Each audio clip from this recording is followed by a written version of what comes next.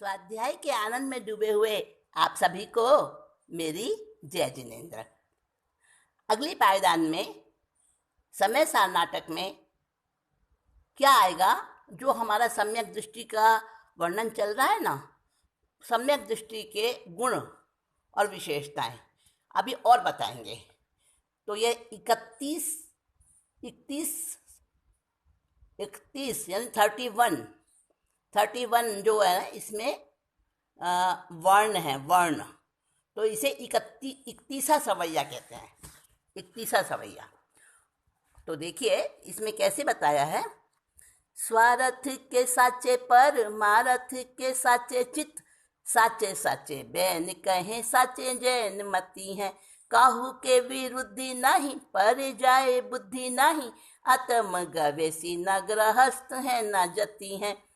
सिद्धि रिद्धि वृद्धि दिसे घट में प्रगट सदा, अंतर की लक्ष्य सो अजाची लक्ष्य पति है। दास भगवंत के उदास रहे जगत सो, सुखिया सदैव ऐसे जीव सम कीती है। सुखिया सदैव ऐसे जीव सम कीती है।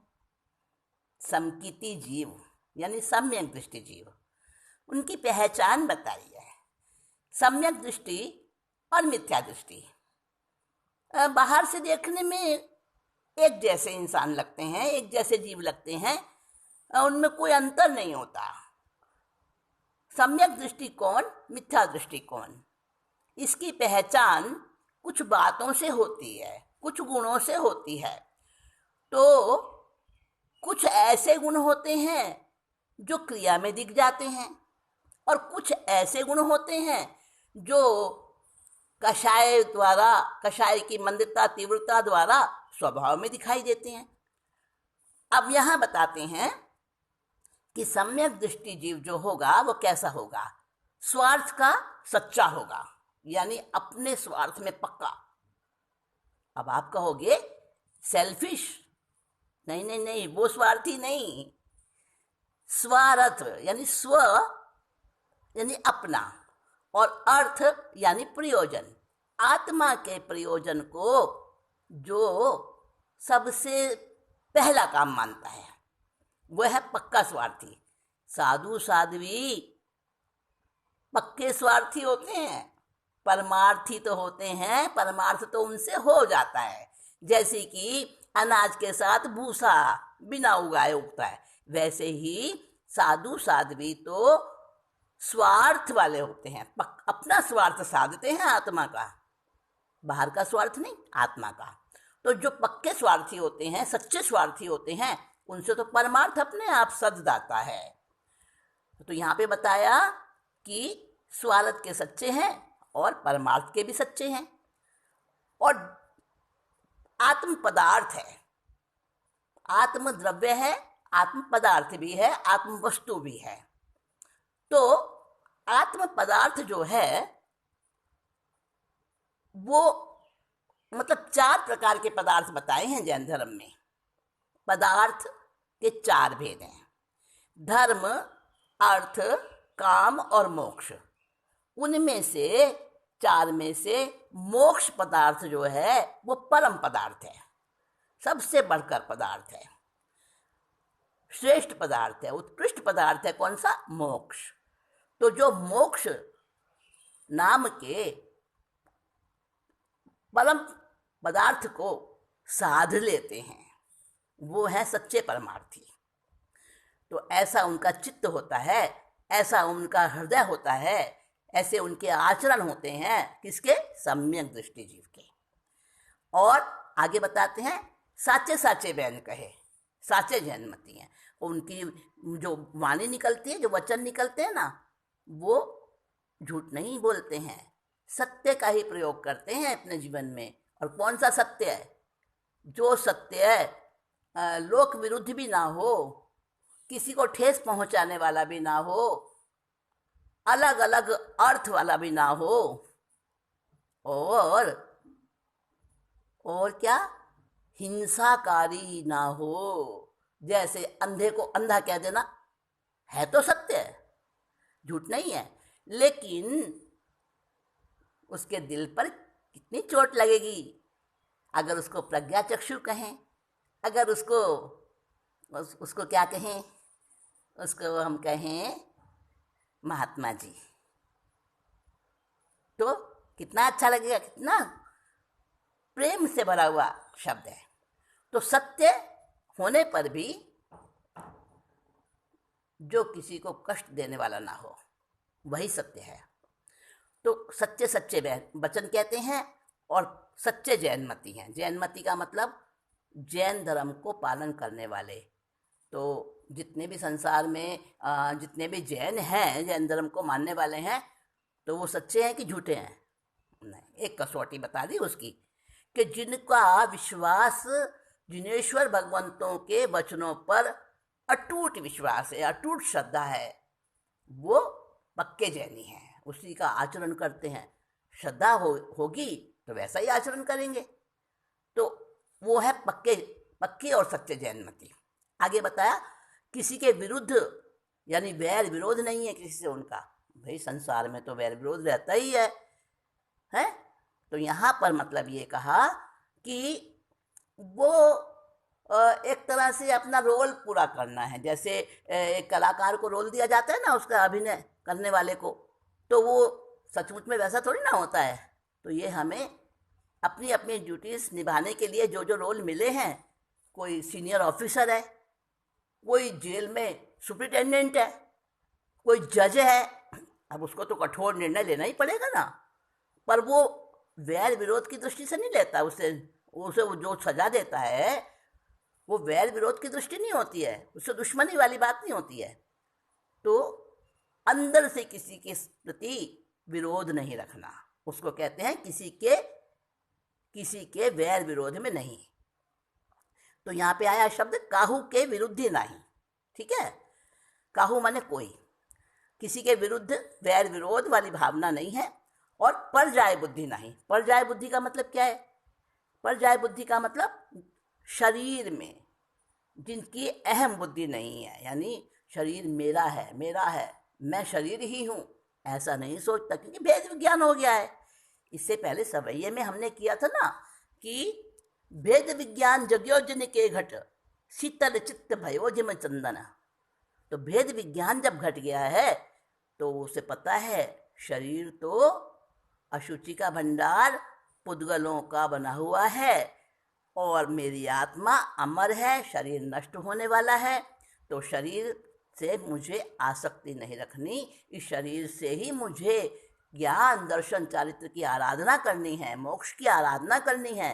परंतु शरीर को कैसे समझना, ये किराए की कोठरी मिली है मुझे, बस इसकी देखभाल रखनी है, बस इससे मोह नहीं लगाना। तो उसी को कहते हैं पर्याय बुद्धि नहीं है। जो सम्यक दृष्टि होता है ना, उसकी पर्याय में बुद्धि नहीं होती, द्रव्य में बुद्धि होती है। द्रव्य यानी आत्मा। ठीक है, आगे बताते हैं आत्म गवेशी, वो अपने आत्मा की गवेषणा करने वाले होते हैं। सम्यक दृष्टि जीव केवल आत्मा को ही खोजते हैं। अब आत्मा गुम गई है क्या? जी, आत्मा गुम गई है, तभी तो हम उसको भूले पड़े हैं। हमारे ही पास है, हमारी ही चीज़ है, पर हमें पता ही नहीं है।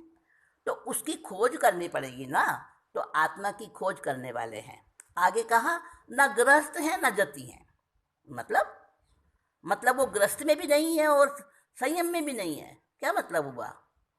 इसका मतलब है कि चौथा गुण स्थान जो होता है, जिसका नाम है अव्रति सम्यक दृष्टि गुण स्थान। अव्रति यानी वो कोई व्रत नियम नहीं लेते हैं, कोई प्रत्याख्यान नहीं करते हैं, पर सम्यक दृष्टि होते हैं, पक्के सम्यक दृष्टि होते हैं। तो उनको चौथा गुण स्थान होता है। अब गुण स्थान क्या होता है? जैसे संसार में कक्षाएं होती है ना, क्लासेस, एक के बाद एक क्लास ऊपर जाता है और फिर वो आगे बढ़ता जाता है स्टूडेंट। इसी तरह से आत्मा की शुद्धि, आत्मा की विशुद्धि, उसके आधार पर जो हमारे मतलब लेवल बनते हैं ना, शुद्धि के लेवल, प्यूरिटी के स्केल्स, तो उनको गुणस्थान कहा है अध्यात्म के अंदर। तो वो गुणस्थान, चौथा जो गुणस्थान होता है, वहाँ पर सम्यक दृष्टि तो हो जाता है। और सम्यक दृष्टि भी कई प्रकार के होते हैं। तो कोई सम्यक दृष्टि होती है उपशम संकित वाले, उपशम सम्यक दृष्टि, कोई होते हैं शयोपशम सम्यक दृष्टि, कोई होते हैं क्षायिक सम्यक दृष्टि, कोई होते हैं सास्वादन सम्यक दृष्टि, कोई होते हैं रोचक सम्यक दृष्टि। हाँ, अलग अलग होते हैं। अलग अलग का मतलब क्या, यानी उनके अंदर शुद्धता की जो क्वालिटी है, शुद्धता का लेवल है, वो कम ज़्यादा होता है। तो सबसे बढ़कर शुद्धता वाला लेवल कौन सा है? क्षायिक सम्यक दृष्टि का। क्षायिक सम्यक दृष्टि जिसको हो जाए एक बार, वो आने के बाद जाती नहीं है। और बाकी जो समकित है ना, बाकी जो सम्यक्त्व है, वो आने के बाद कम ज़्यादा भी होते रहते हैं, चले भी जाते हैं कई बार। तो क्षायिक सम्यक्त्वी, वो क्षायिक सम्यक्त्वी ही रहता है, वो आने के बाद समकित उसकी जाती नहीं है। तो वो चौथा गुण स्थान होता है, वहाँ से शुरुआत होती है क्षायिक सम्यक दृष्टि की। तो चौथे गुण स्थान की बात बता रहे हैं यहाँ पर। न ग्रस्त है न यति है। यति माने मुनि, साधु, तो वो ग्रस्त में भी नहीं है, यानी ग्रस्त के जो आरंभ समारंभ हिंसा सब कार्य होते हैं वो भी नहीं करता है वो, और पूरा त्यागी भी नहीं है, मुनि भी नहीं है। तो आत्मा का गवेषण करता है, आत्मा की खोज में जरूर लगा हुआ है, लेकिन उसने संयम ग्रहण नहीं किया है। वो तो छठे गुण स्थान में आएगा तब संयम ग्रहण होता है। और एक बात और आपको बता दूं, जो तीर्थंकर होते हैं ना, जब गृहस्थ में होते हैं, मतलब अभिनिष्क्रमण से पहले, तो उस समय वो चौथे गुण स्थान में होते हैं, और चौथे से डायरेक्ट छठे में आते हैं। दीक्षा जब ले लेते हैं ना, घर छोड़ देते हैं, तो छठा गुण स्थान हो जाता है उनका। पांचवें में नहीं आते तीर्थंकर, पांचवा गुण स्थान नहीं फरसते हैं। तो पांचवा गुण स्थान होता है जिसमें सम्यक दृष्टि भी है और व्रत भी ग्रहण करता है, और चौथे में व्रत नहीं लेता, इसलिए उसका नाम है अव्रत सम्यक दृष्टि। तो यहाँ पे उसी की बात बताई जा रही है। आत्म गवेशी न ग्रस्त न जति है। आगे बताते हैं कि उनके अंदर ऐसे होते हैं, ना अनुव्रति होते हैं ना महाव्रति होते हैं, परंतु आत्मस्वरूप के खोजी होते हैं, जिन्हें अपने ही हृदय में आत्महित की सिद्धि होती है, आत्मशक्ति की रिद्धि उन्हें प्राप्त होती है, और आत्मगुणों की वृद्धि होती रहती है, बढ़ती रहते हैं आत्मा के गुण। तो वो अंतरंग लक्ष्मी से, यानी अंदर की लक्ष्मी ऐश्वर्य से बिना मांगे ही वो क्या बन जाते हैं? करोड़पति बन जाते हैं, यानी धनवान, संपन्न, गुणों से संपन्न हो जाते हैं। और आगे कहा ना, अंतर की लच्छी सो अजाची माने बिना मांगने वाले, बिना मांगे ही, जो मांगते नहीं है किससे, और अपने ही गुणों से उनको वो रिद्धि सिद्धि सारी प्रकट हो जाती है, और उसी से वो लखपति, करोड़पति बन जाते हैं, गुणों की अपेक्षा से। फिर आगे बताया कि दास भगवंत के उदास रहे जगत सो, जो जिन राज के सेवक है, जिनेश्वर भगवंतों की आराधना करते हैं, उनके बताए हुए मार्ग पर चलते हैं, संसार से उदासीन रहते हैं, और ऐसे जीव सदा सुखिया रहते हैं, हमेशा सुख में मग्न रहते हैं। चाहे उनके सामने कैसे भी कष्ट आ जाएं, कैसी भी परिस्थितियां आ जाएं, वो समझते हैं ये तो मेरे शरीर के साथ है, किसी ने गाली दे दी, किसी ने अपमान कर दिया, मेरा क्या लिया, मेरी आत्मा का क्या बिगड़ा भाई इससे। तो वो आत्मा में ही रमण करते हैं। तो ऐसे गुणों के धारक सम्यक दृष्टि जीव होते हैं। असंयत सम्यक दृष्टि को यहाँ ध्यान में रखा है, और उसकी अपेक्षा से ये सारे गुण बताए हैं। तो किसी का यहाँ पे विरोध नहीं करते हैं वो, और उनका ज्ञान ऐसा होता है कि वो सम्यक होता है। ज्ञान, दर्शन, चारित्र, भगवान के वचनों पर उनकी सम्यक श्रद्धा होती है, अटूट श्रद्धा होती है, और सम्यक दृष्टि के और भी गुण हैं। अगली बार बात करेंगे इसकी। आज इतना ही। स्वाध्याय